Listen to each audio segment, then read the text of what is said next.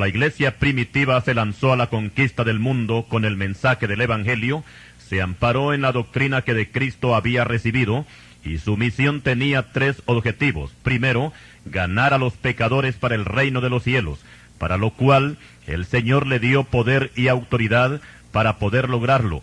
En segundo lugar, la iglesia tenía que pelear una guerra de vida o muerte contra el reino de las tinieblas, para lo cual tenía que ir cubierta con la armadura de Dios, y así obtener la victoria. Y en tercer lugar, la iglesia tenía que recibir los dones del Espíritu Santo para su propia edificación. Hoy presentamos el tema, los 9 dones del Espíritu Santo.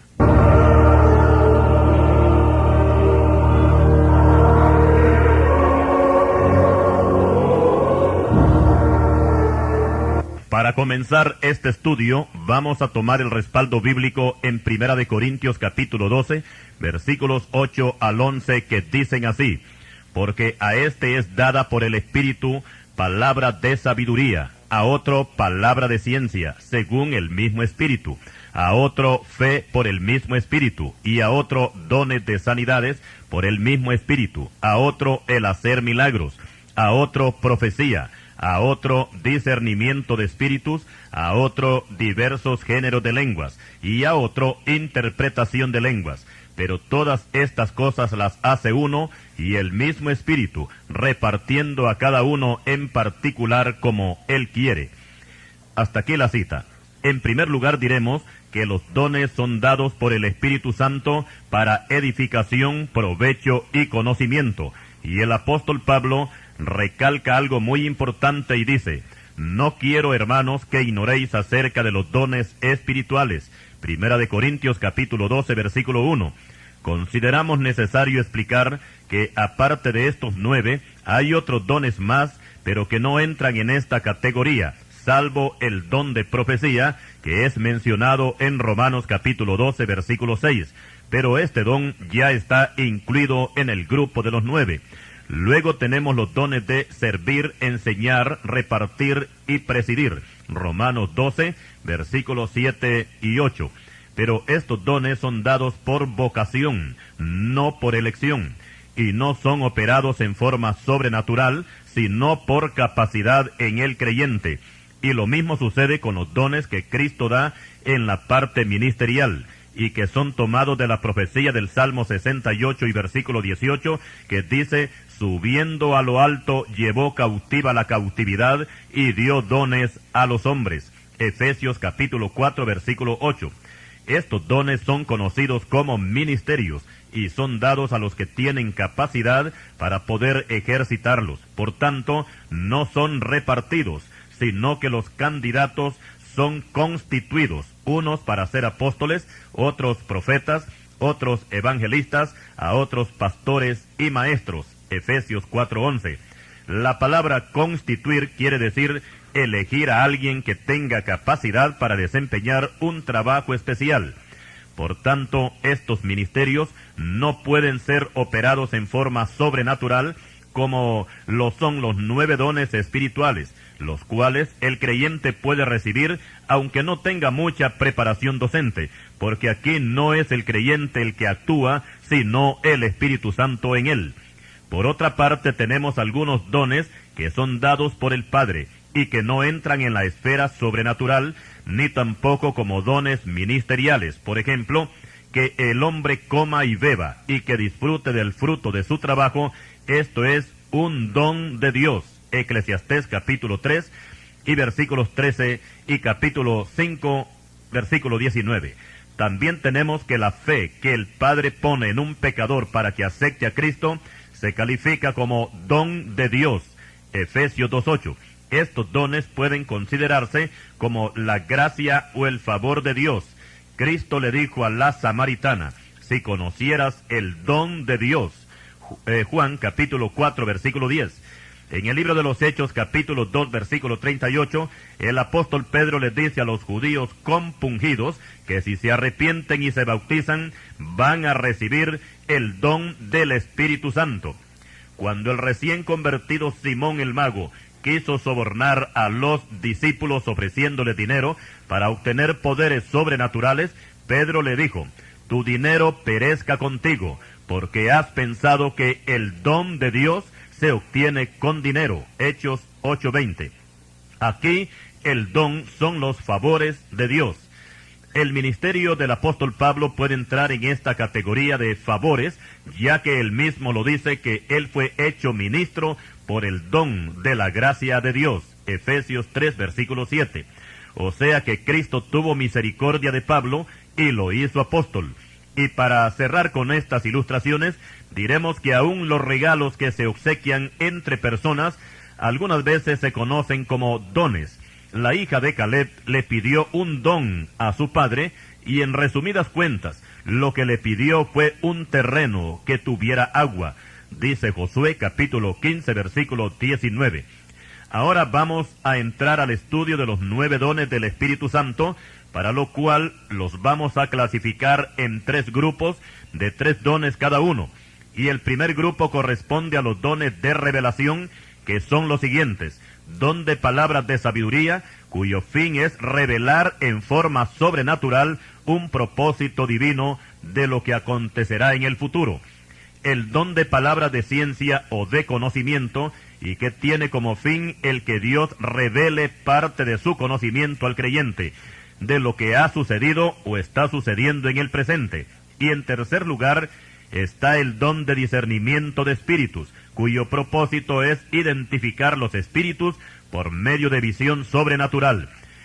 En el segundo grupo tenemos los dones de poder, que son los siguientes: don de fe, que consiste en una confianza fuera de la fe natural para operar algo sobrenatural; don de hacer milagros, que es una intervención sobrenatural sobre los elementos; y en tercer lugar están los dones de sanidades, cuyo fin es demostrar poder para sanar enfermedades. Y ahora entramos al tercer grupo, que son los dones de inspiración, y son los siguientes: don de profecía, que es una exclamación sobrenatural para edificar a la iglesia en el idioma común; don de diverso género de lenguas, más conocido como el don de lenguas, y que se presenta en una exclamación sobrenatural en un idioma desconocido.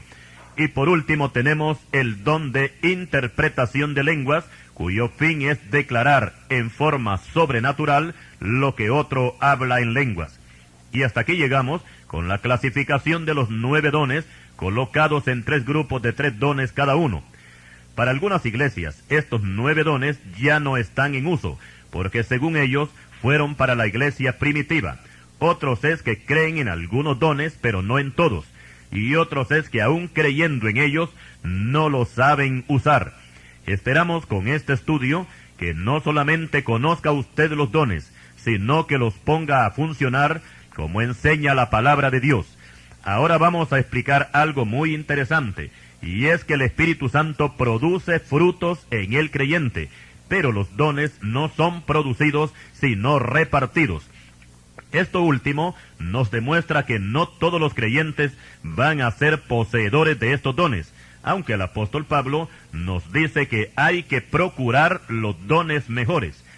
Por otra parte, cuando hablamos de los 9 frutos del Espíritu Santo, según Gálatas 5, versículos 22 y 23, aquí sí que todo creyente debe de poseerlos, porque ningún cristiano es conocido por los dones que recibe, sino por los frutos que el Espíritu Santo ha producido en él.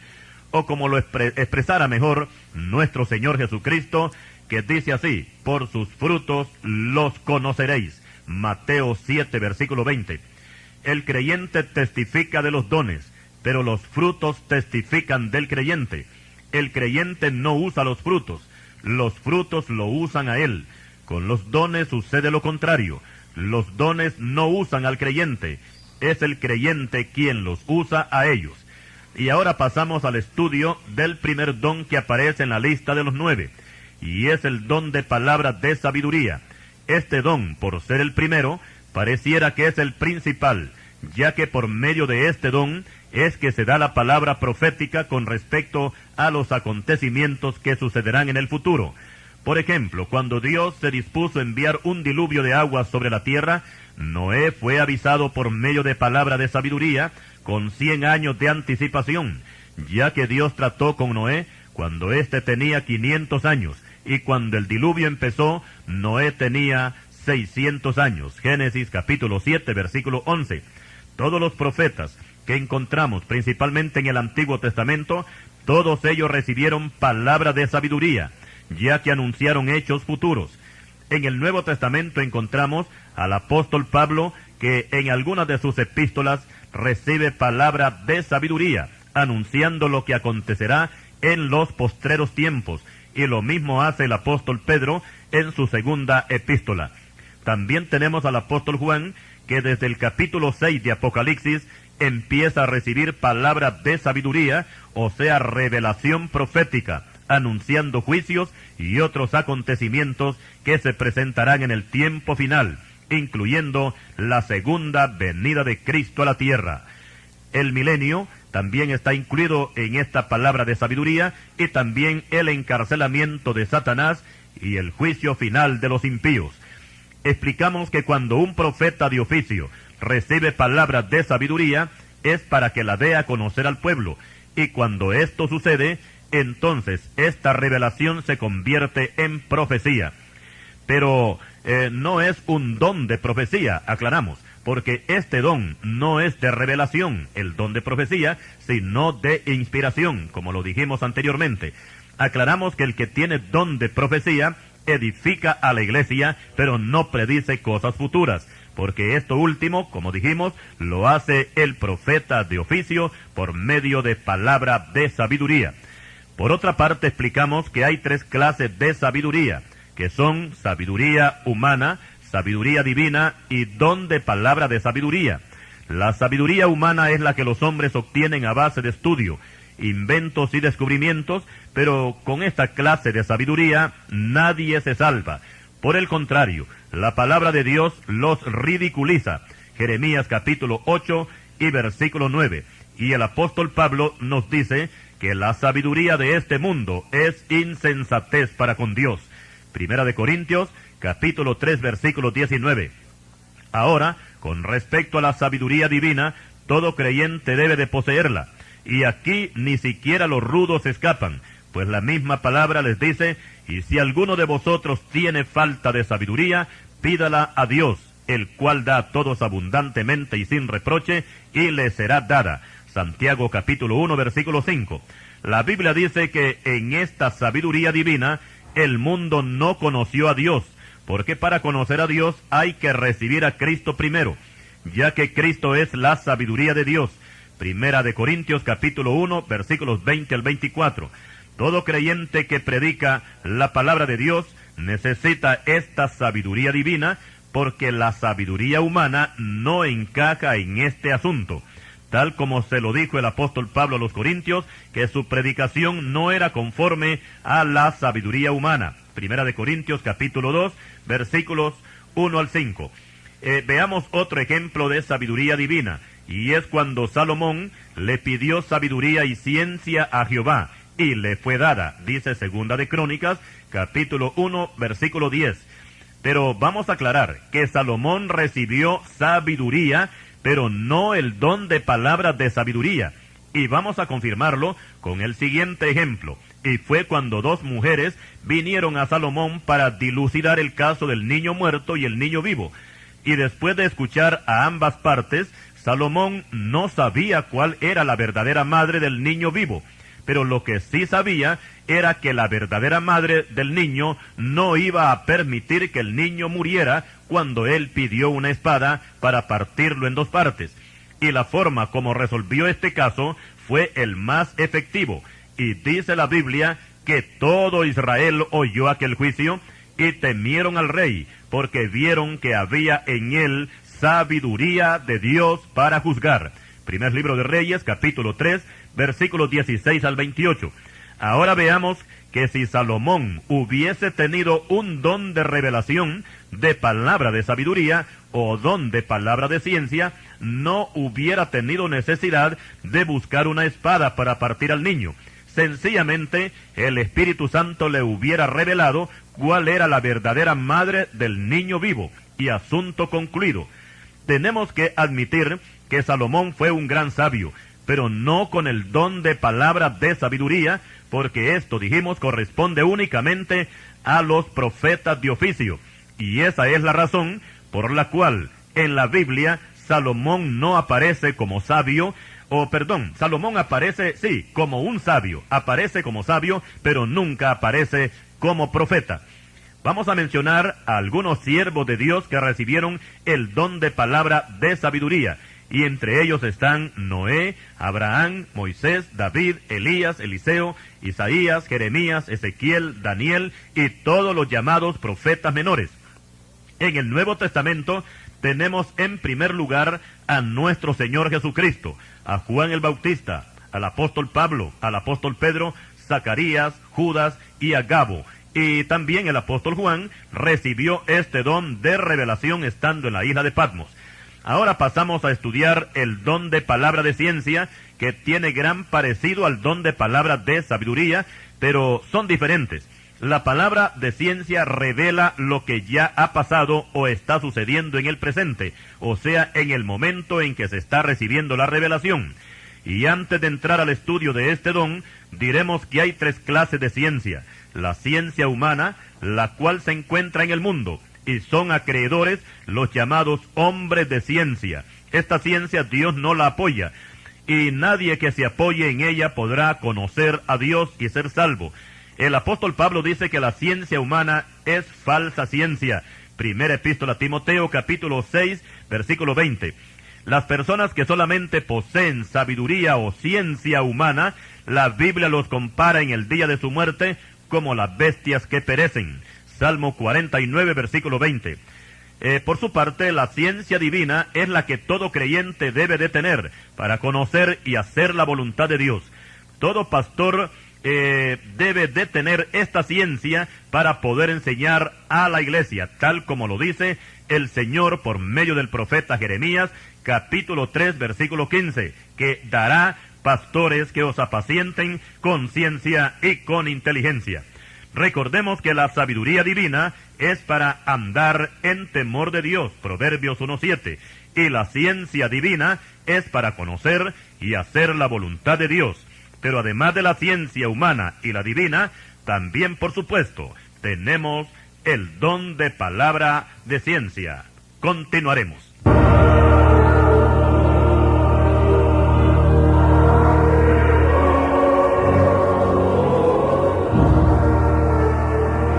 Y ahora pasamos a estudiar el don de palabra de ciencia, el cual no se obtiene por estudio, ni por esfuerzo humano, sino que es por revelación del Espíritu Santo.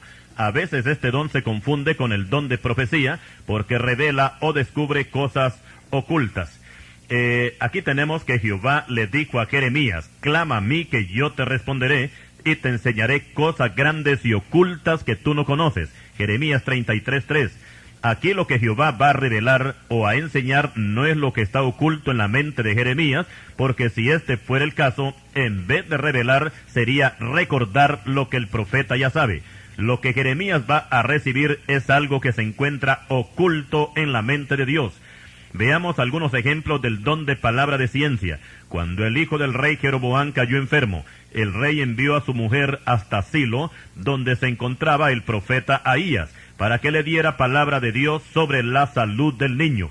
Pero para que no la reconocieran, cuando llegara a la casa del humilde profeta, el rey le dijo que se disfrazara. Pero mientras ella iba en camino, vino palabra de ciencia al anciano profeta, que ya ni miraba a causa de la vejez. Y le dijo Jehová: he aquí que la mujer de Jeroboam vendrá a consultarte por su hijo, que está enfermo. Así y así le responderás, pues cuando ella viniere, vendrá disfrazada. Cuando Ahías oyó el sonido de los pies en la puerta, pues la mujer acababa de entrar, le dijo: entra, mujer de Jeroboam, ¿por qué te finges otra? Primer libro de Reyes, capítulo 14, versículos 1 al 6. Dios lo sabe todo, y de ese todo le dio un poquito al anciano profeta Ahías. También tenemos el caso del profeta Eliseo con los ejércitos de Siria, que todo el plan militar que el rey sirio trataba con sus altos oficiales, Dios se lo declaraba a Eliseo, y Eliseo lo declaraba al rey de Israel, al grado que el rey sirio pensaba que dentro de sus filas había un traidor que pasaba la información al rey de Israel. Pero un siervo del rey le dijo: no, rey, señor mío, sino que el profeta Eliseo está en Israel, el cual declara al rey de Israel las palabras que tú hablas en tu cámara más secreta. Segundo libro de Reyes, capítulo 6, versículos 8 al 12. Lo que ocurría con el profeta Ahías y el profeta Eliseo es que recibían por el Espíritu Santo palabra de ciencia. En el Nuevo Testamento está el caso del apóstol Pedro, cuando el Señor preguntó: ¿y vosotros quién decís que soy yo? Pedro dijo: tú eres el Cristo, el Hijo del Dios viviente. Cristo le dice: bienaventurado eres Simón, hijo de Jonás, porque no te lo reveló carne ni sangre, sino mi Padre que está en los cielos. Mateo 16, versículos 15 al 17.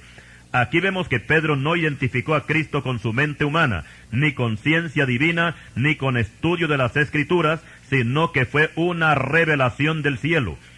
El don de palabra de ciencia fue usado para que Pedro pudiera identificar a Cristo. Ahora veamos qué ocurre cuando el apóstol Pedro se encuentra en Jope, en casa de Simón el curtidor, que tuvo una visión de un lienzo que descendía del cielo a la tierra. Y mientras Pedro meditaba en esto, ya 3 hombres enviados por Cornelio desde Cesarea estaban a la puerta de la casa. Pedro ignoraba por completo el viaje de aquellos hombres y ni siquiera sabía que estaban allí. Pero en ese momento vino palabra de ciencia de parte del Espíritu Santo, y no olvidemos que Pedro había subido a la azotea de la casa para orar. Hechos capítulo 10, versículo 9. Y el Espíritu Santo le dijo: he aquí 3 hombres te buscan, levántate pues y desciende y no dudes de ir con ellos, porque yo los he enviado. Hechos capítulo 10, versículos 19 y 20. Esto se llama revelación por medio de palabra de ciencia. Este don aparece algunas veces en la iglesia para descubrir algún pecado oculto, lo mismo que al pecador que lo ha cometido. Cuando esto sucede, algunas veces se confunde con el don de profecía, pero recordemos que en el don de profecía no hay revelación, sino inspiración, que es una cosa diferente. Y ahora pasamos al estudio del don de discernimiento de espíritus, que es el último en el grupo de los dones de revelación. Este don se conoce con este nombre porque su fin precisamente es únicamente discernir espíritus. Aquí no se trata que un creyente tenga la facultad de penetrar a la mente de otra persona, principalmente cuando ésta se encuentra, como se dice, ministrando, y que sus palabras lleven cierta duda si es de Dios o no es de Dios lo que está hablando. Aquí lo que el Espíritu Santo hace es revelar al creyente que tiene este don de discernimiento de espíritus. ¿Qué clase de espíritu está operando en la persona que está ministrando? Y este don es muy necesario en la iglesia, porque no hay que olvidar que a los demonios les da muchas veces por hablar palabras bíblicas que no les afectan en nada a ellos. Pero también es bueno aclarar que no es lo mismo discernir espíritus que probar espíritus. Para probar los espíritus se necesita la dirección, pero no la revelación del Espíritu Santo. Y cualquier creyente fiel a Cristo puede probar los espíritus, siempre y cuando entienda bien el pasaje bíblico de 1 de Juan capítulo 4, versículos 1 y 2. Y la palabra clave aquí es preguntar al espíritu si Jesucristo vino en carne. Si se trata de un demonio, jamás lo va a confesar. Por su parte, el que discierne espíritus trata directamente con el espíritu, y por supuesto que si es espíritu demoníaco, lo manda fuera en el nombre de Cristo sin necesidad de probarlo. Aclaramos que el don de discernimiento de espíritus no es para descubrir pecados ocultos en la iglesia, sino para detectar espíritus dudosos. Vamos a mencionar 2 casos que se sucedieron, le sucedieron al apóstol Pablo, y uno fue con el mago Elimas, quien se interponía a la predicación del apóstol cuando evangelizaba al procónsul Sergio Paulo en su primer viaje misionero. Pablo le envía un juicio de ceguera temporal a este mago y le da el trato de hijo del diablo. Hechos capítulo 13, versículo 10. El segundo caso es cuando Pablo se encuentra con la muchacha en Filipos. Pablo la libertó del espíritu de adivinación que la había poseído y en el nombre de Cristo mandó fuera a aquel demonio. Hechos capítulo 16, versículos 16 al 18. Ahora surge una pregunta. ¿Por qué el mago Elimas no fue libertado y la muchacha sí? Es sencillo. Elimas era un siervo voluntario al servicio del diablo y la muchacha era sierva involuntaria de un demonio adivino. Notemos algo. En el caso de Elimas, Pablo se dirige a él, al mago, no al demonio, porque a ningún demonio se le puede llamar hijo del diablo. Este título corresponde únicamente para todos aquellos que son enemigos de Cristo. Juan capítulo 8, versículo 44. Sin embargo, en el caso de la muchacha de Filipos, Pablo se dirige no a ella, sino al demonio, al cual mandó fuera en el nombre de Cristo, y la muchacha quedó libre. Hay que saber distinguir cuándo es que los demonios se meten en un cuerpo para usarlo a su antojo, porque hay casos cuando los demonios buscan a las personas para meterse en ellas, pero también hay casos cuando son las personas que los buscan a ellos, a los demonios, como en el caso de los magos, brujos, santeros y toda clase de hechiceros, y también los satanistas. Estos voluntariamente se someten a ser siervos del diablo, y su liberación depende de ellos mismos, si se deciden voluntariamente también a aceptar a Cristo para ser salvos.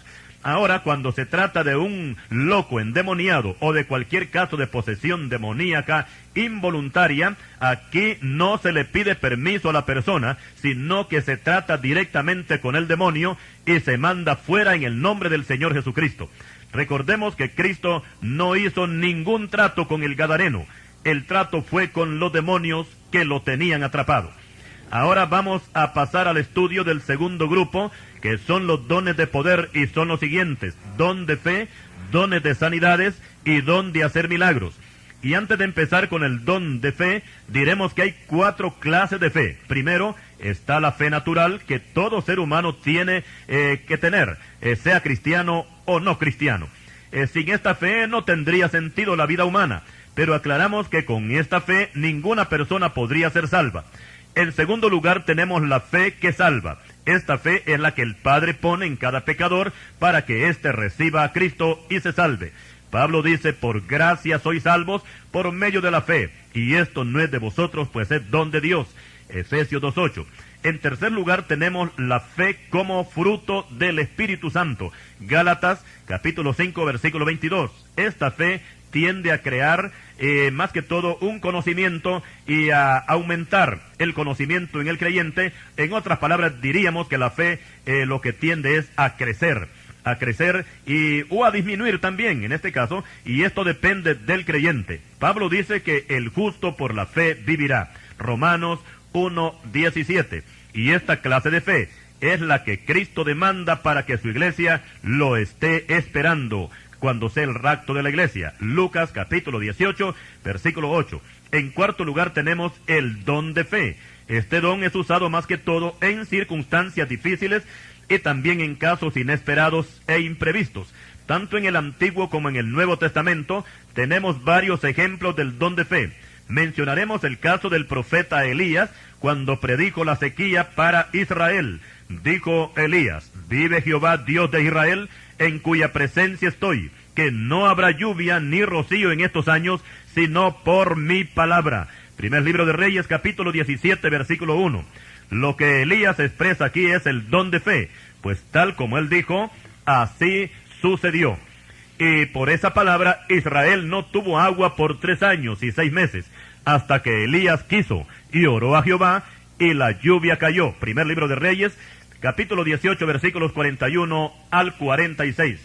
Cuando Moisés levanta su vara frente al Mar Rojo, y éste se abre, aquí se produce el don de fe. Y aquí explicamos que si Moisés no interviene y el mar se abre, entonces sería un milagro directo de Dios. Pero cuando se trata de poner en práctica los dones espirituales, Dios siempre usa el elemento humano. El hacer secar el mar equivale como lanzar una montaña al mar, y esto es operado por el don de fe. Cristo dijo: porque de cierto os digo, que si tuvieres fe como un grano de mostaza, diréis a este monte: pásate de aquí allá, y se pasará, y nada os será imposible. Mateo capítulo 17, versículo 20. Marcos nos dice el evangelista Marcos, que con fe una montaña puede ser lanzada al mar. Marcos capítulo 11, versículos 22 y 23. Continuaremos. Y continuando con el tema sobre los 9 dones del Espíritu Santo, analizábamos anteriormente el don de fe, y diremos que son muchos los creyentes que han muerto por mano de hombres criminales, porque Dios ha permitido que mueran así. Sin embargo, los que tienen don de fe han retado incluso a algunos asesinos a que disparen su arma con la plena convicción que no va a disparar, y así sucede. Y a veces hasta manos tiesas se han visto de criminales que han quedado avergonzados y humillados delante de un creyente que tiene el don de fe. Y con los creyentes que no tienen este don, ¿qué se puede hacer? Con estos hay que echar mano de lo que dice Proverbios capítulo 22 y versículo 3, que el avisado ve el mal y se aparta, mas los simples pasan y llevan el daño. Cuando Josué detuvo el sol y la luna en presencia de los israelitas, hasta que se hubo vengado de sus enemigos, esto fue por el don de fe. Josué capítulo 10. A veces se puede confundir el don de los milagros con el don de fe, pero son diferentes uno del otro, aunque tenemos que admitir que el don de fe produce hechos extraordinarios.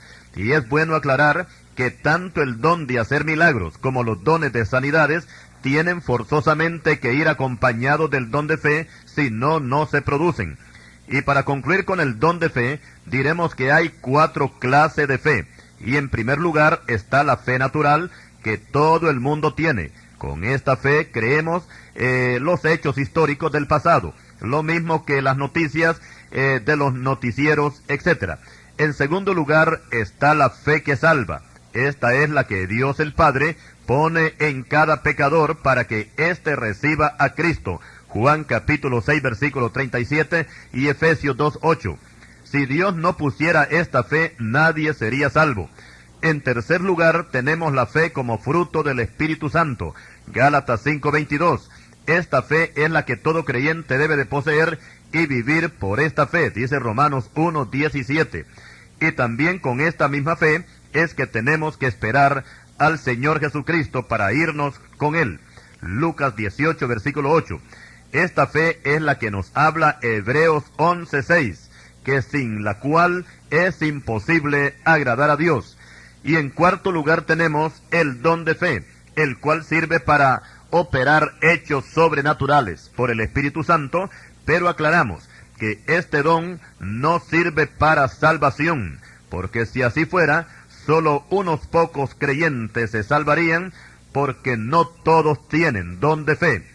Estamos siempre en el estudio de los 9 dones del Espíritu Santo, y ahora vamos a analizar en qué consisten los dones de sanidades. Y en primer lugar diremos que no todos los creyentes tienen estos dones, pero sí todos pueden orar por los enfermos. La diferencia entre un creyente que tiene dones de sanidades y otro que no tiene, es que el que no tiene estos dones, ora a Dios para que sane al enfermo y lo declara sano por fe. Pero el que tiene estos dones de sanidades, no se dirige a Dios sino al enfermo, y le ordena que sea sano en el nombre del Señor Jesucristo. En el Antiguo Testamento encontramos operando los dones de sanidades, como es el caso de Naamán el sirio. Eliseo no oró por él, y ni siquiera trató con él personalmente, sino que con un mensajero le envió una orden que se zambullera 7 veces en el Jordán. Segundo libro de Reyes, capítulo 5 y versículo 10. Y aunque la orden fue obedecida a regañadientes, tal como Eliseo ordenó, así sucedió, que al zambullirse Naamán 7 veces en el río Jordán, quedó limpio de su lepra. En el Nuevo Testamento, nuestro Señor Jesucristo usó diferentes métodos para sanar, y podemos citar algunos casos como el ciego de nacimiento. Aquí el Señor hizo lodo con su propia saliva, untó los ojos del ciego y lo envió a lavarse al estanque de Siloé, y al quitarse el lodo, su vista fue restablecida. Juan capítulo 9 versículos 1 al 7. Otro ciego fue sanado cuando el Señor lo sacó fuera de la aldea y escupió en sus ojos, y le puso las manos encima, y al final sus ojos fueron abiertos totalmente. Marcos capítulo 8, versículos 22 al 26. Sin embargo, Bartimeo, que era otro ciego, este fue sanado con solamente la palabra que el Señor expresó, y ya sanado, se agregó a la multitud que seguía al Señor Jesucristo. Marcos capítulo 10, versículos 46 al 52. Al paralítico solamente le dio una orden, que se levantara y se fuera para su casa. Marcos capítulo 2, versículo 11. Y lo mismo sucedió con el paralítico en el estanque de Betesda, según nos relata Juan capítulo 5, versículos 1 al 9. Explicamos que el Señor Jesucristo usó los dones de sanidades para sanar a todos los enfermos, pues Él no oraba, sino que ordenaba al enfermo que se pusiera en movimiento.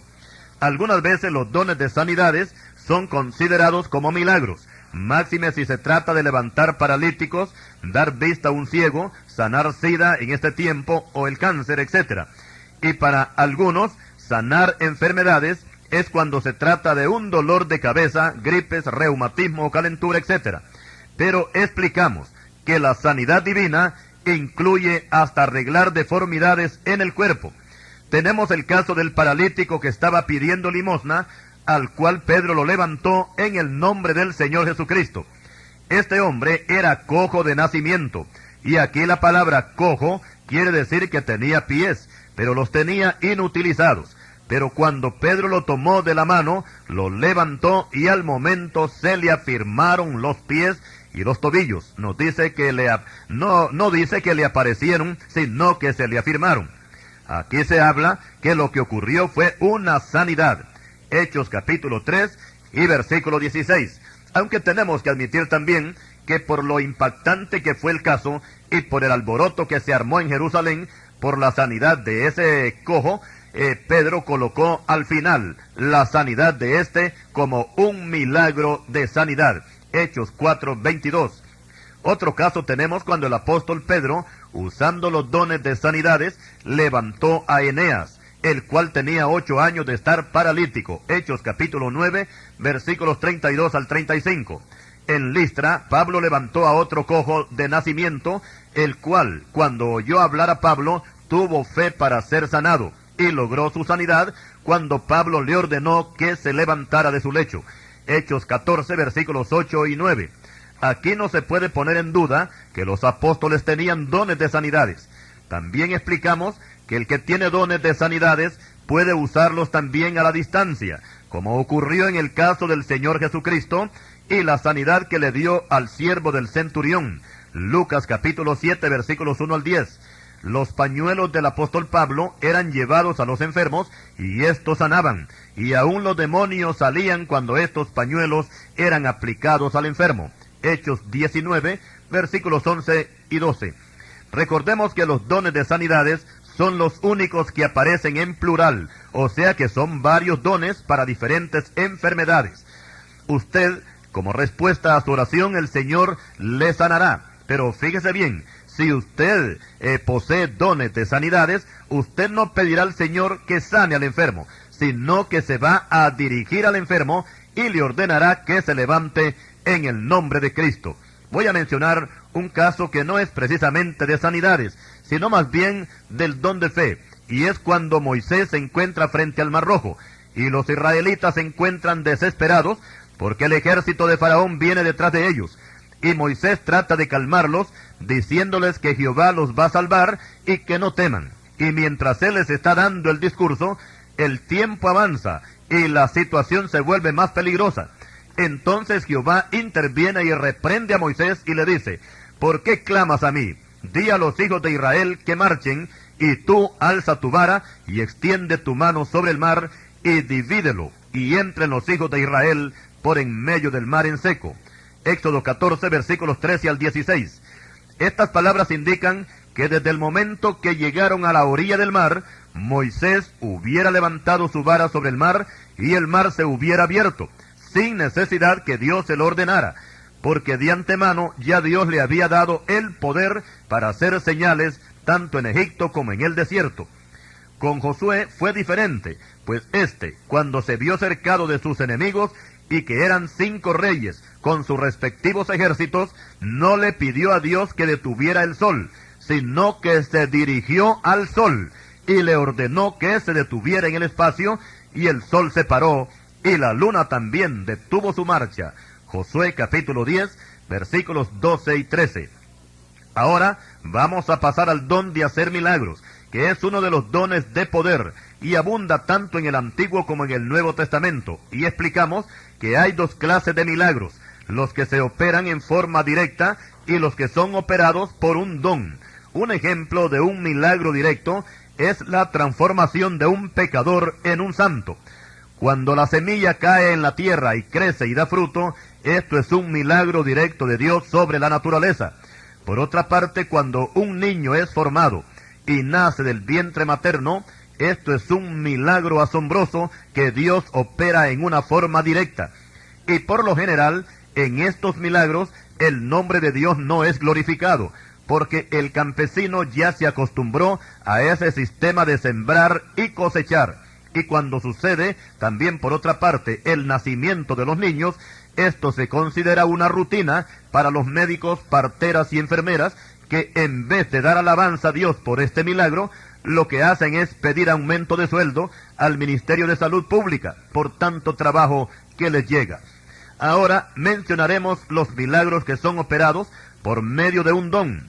En el Antiguo Testamento tenemos la resurrección del hijo de la viuda por medio del profeta Elías. Primer libro de Reyes, capítulo 17, versículos 17 al 24. También tenemos la resurrección del hijo de la Sunamita por medio del profeta Eliseo. Segundo libro de Reyes, capítulo 4, versículos 18 al 37. En el Nuevo Testamento tenemos la resurrección de la hija de Jairo. Marcos capítulo 5, versículos 41 y 42. El hijo de la viuda en la ciudad de Naín. Lucas capítulo 7, versículos 11 al 15. Y también tenemos la resurrección de Lázaro. Juan capítulo 11, versículos 43 y 44.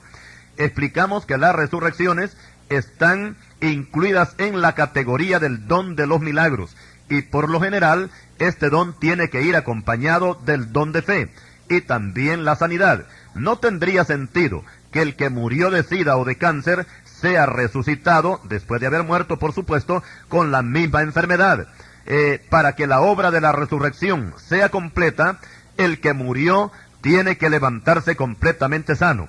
En el libro de los Hechos aparece la resurrección de Dorcas por medio del apóstol Pedro, Hechos capítulo 9, versículos 36 al 40. Y también el caso de Eutico, que murió al caerse del 3er piso de un edificio, y que su resurrección se operó por medio del apóstol Pablo, Hechos capítulo 20, versículos 9 al 12. Veamos ahora otros milagros operados por el don. Siempre vamos a tener estos milagros que fueron operados por el Señor Jesucristo. Y tenemos la conversión del agua en vino en las bodas de Caná de Galilea. Juan capítulo 2, versículos 1 al 11. Notemos algo en este milagro en Caná de Galilea, y es que el Señor no hizo vino, sino que necesitó agua para convertirla en vino. Aquí el elemento es el agua, y al producirse el milagro, el agua deja de ser agua para convertirse en vino. Y lo mismo sucede con la multiplicación de los panes y de los peces. En las 2 ocasiones, cuando nuestro Señor hace el milagro, aquí también están los elementos, que son los panes y los peces. Y podemos decir que esta multiplicación es operada por el don de hacer milagros. Ahora explicamos que si no hay peces y no hay panes, y de pronto aparecen las cestas llenas de panes y pescados, o si el Señor, diríamos, en vez de darles de comer, mejor hace que la multitud no sienta hambre, aquí ya no se trata de un don, sino de un milagro directo. Pero aquí el pueblo no se hubiera asombrado, ni tampoco hubiera glorificado a Dios, porque ellos iban a creer que eran fuertes para aguantar hambre. Por esta razón es que Dios usa los 9 dones, usando a los creyentes para que su nombre sea glorificado. Cuando Dios hizo la creación, lo hizo en forma directa a través de su palabra. Pero cuando el hombre fue formado, entonces el hombre fue usado para todos los propósitos que Dios iba a realizar. O como lo dice mejor el profeta Amós, que Dios no hará nada sin que revele su secreto a sus siervos, los profetas. Continuaremos.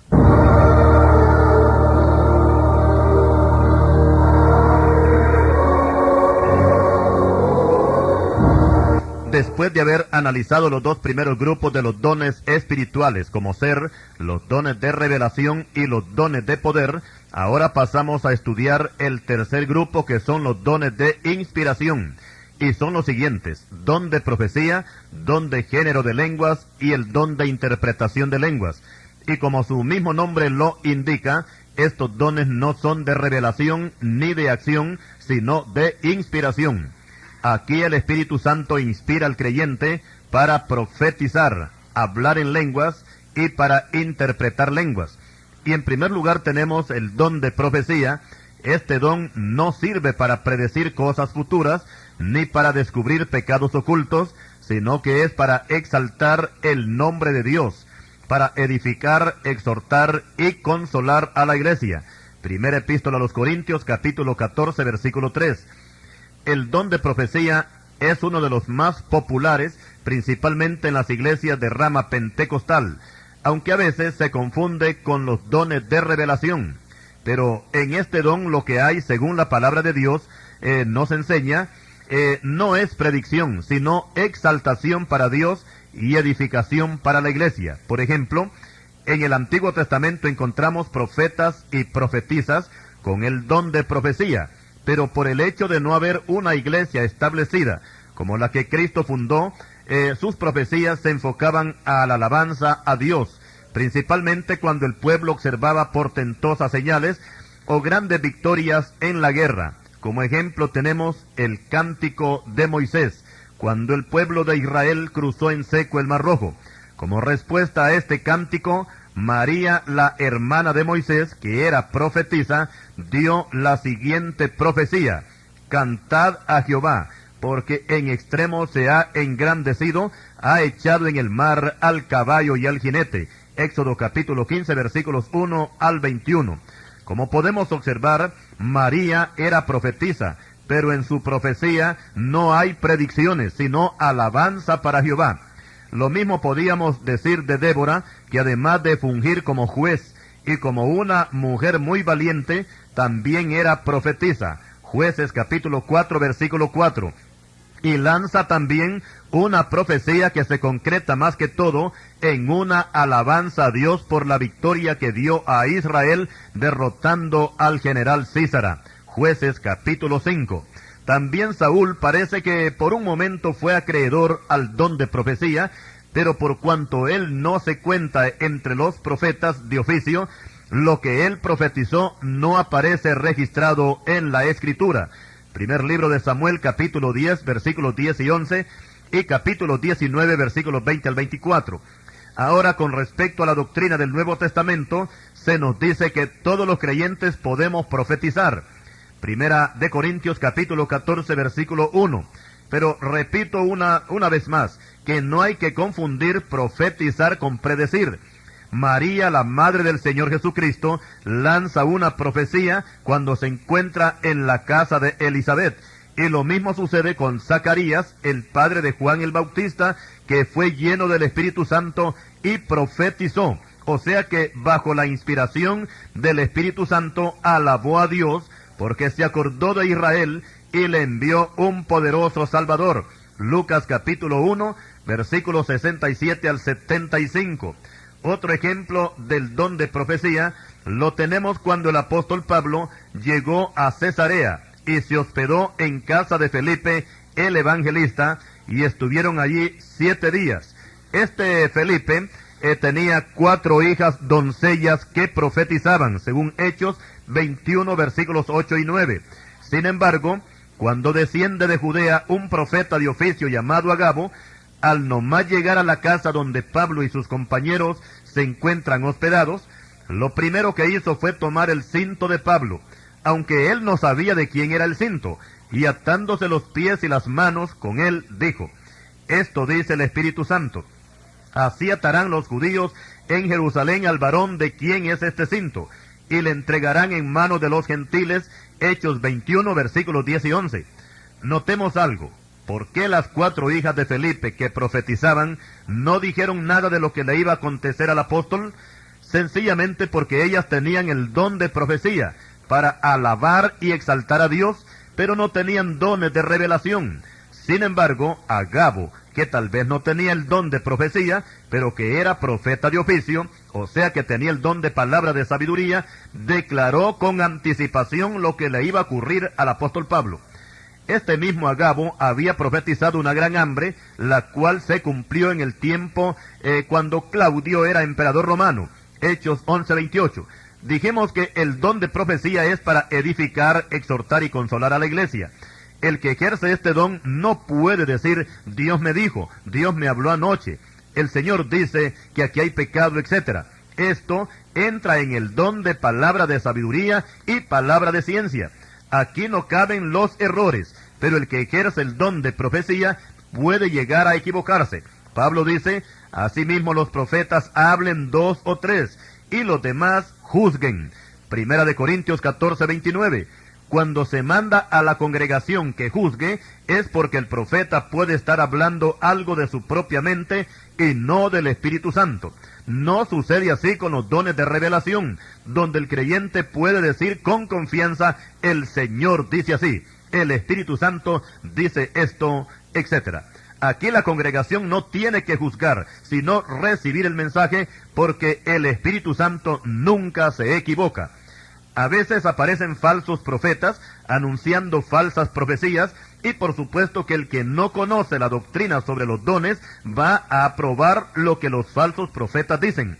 Y sus palabras claves para atrapar a los indoctos son las siguientes: el Señor me ha enviado, el Señor me usa. Eso no es ninguna novedad. Recordemos que el Señor a todos nos ha enviado a predicar el Evangelio, y eso de que el Señor use a un creyente, eso no tiene nada de raro. Lo raro es que no lo usara.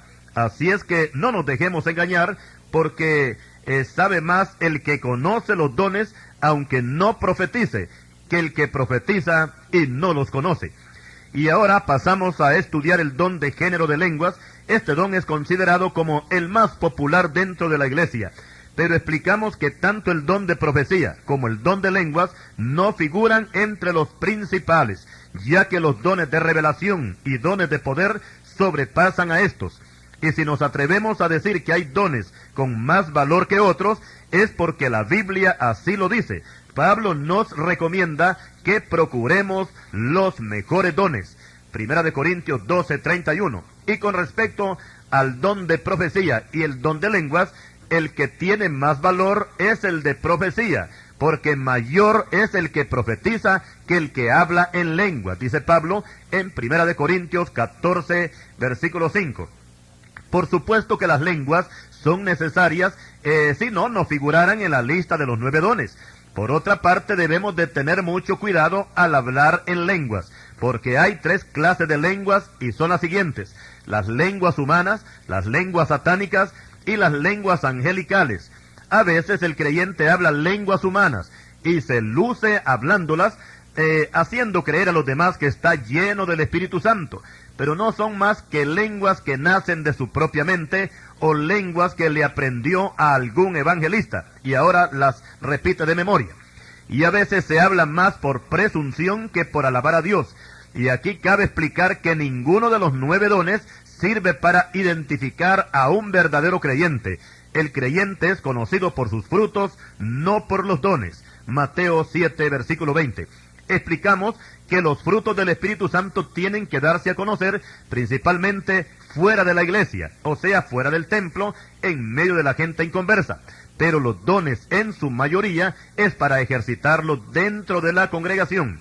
La enseñanza bíblica es que las lenguas angelicales es preferible hablarlas orando en su recámara, y en la congregación es mejor hablar en voz baja o callarse, máxime si no hay quien interprete, dice Pablo en 1 Corintios 14, versículos 27 y 28.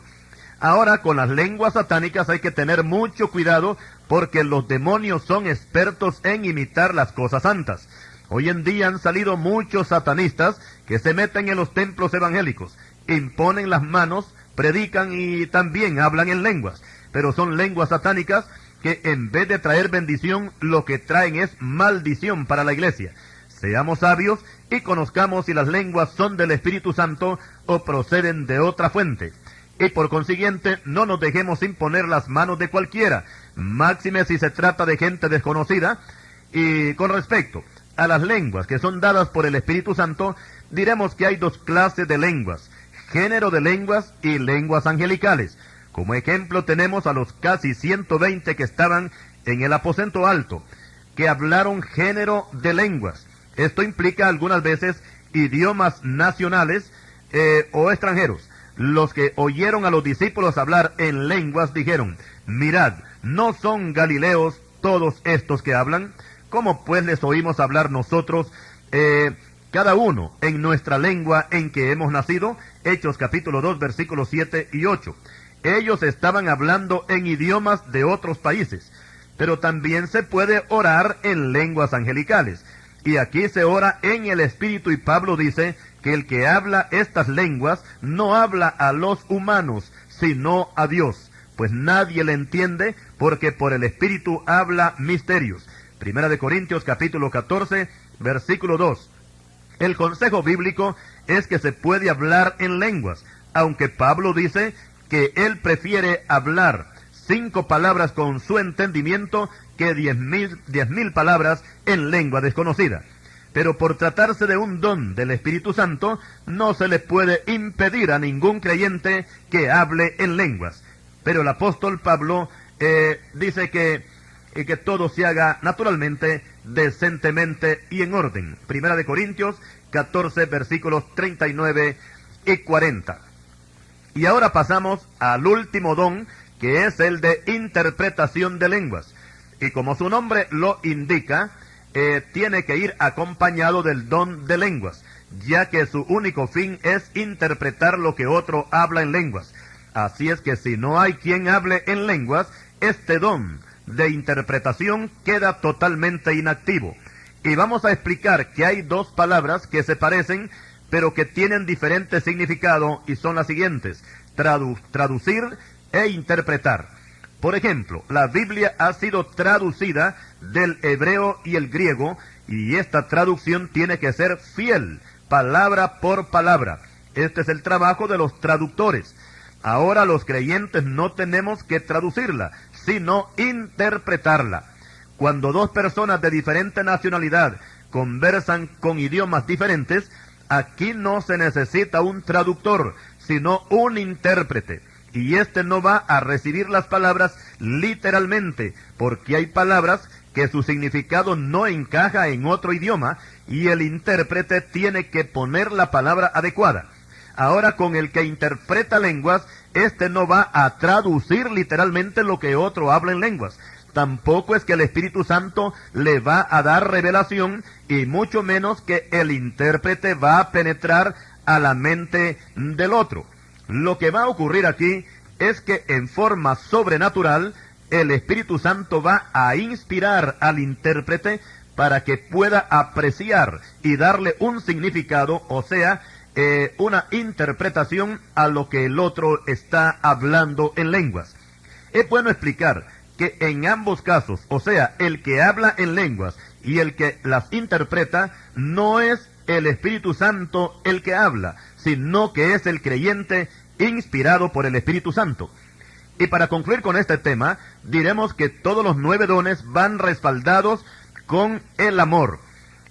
Diríamos aquí que si el creyente no tiene el amor de Dios, los dones no le favorecen en nada. El apóstol Pablo dice que puede regalar todo lo que tiene, pero si no tiene amor, de nada le sirve. Y puede poseer todos los dones, pero si no tengo amor, nada soy. Aquí no dice que los dones no son nada. No, aquí no se dice que los dones no sirven, sino que él, el creyente, no es nada. Si el amor no está primero, nuestro consejo es: llenémonos del amor de Dios y procuremos los mejores dones y tratemos de usarlos para la gloria del Señor y también, por supuesto, para bendición de la iglesia. En este tiempo es necesario que la iglesia eche manos de los 9 dones espirituales que están vigentes. No solamente eran para la iglesia primitiva, como opinan algunas iglesias evangélicas, pero desgraciadamente esta opinión no concuerda con lo que enseña la palabra de Dios, porque los dones siguen vigentes para el tiempo presente, hasta el día que Cristo venga por su iglesia. Bien, estimados oyentes, de esta manera estamos dando por terminado este interesante tema sobre los 9 dones espirituales. Al Señor damos toda la honra y la gloria, y a nuestros oyentes que el Señor les bendiga.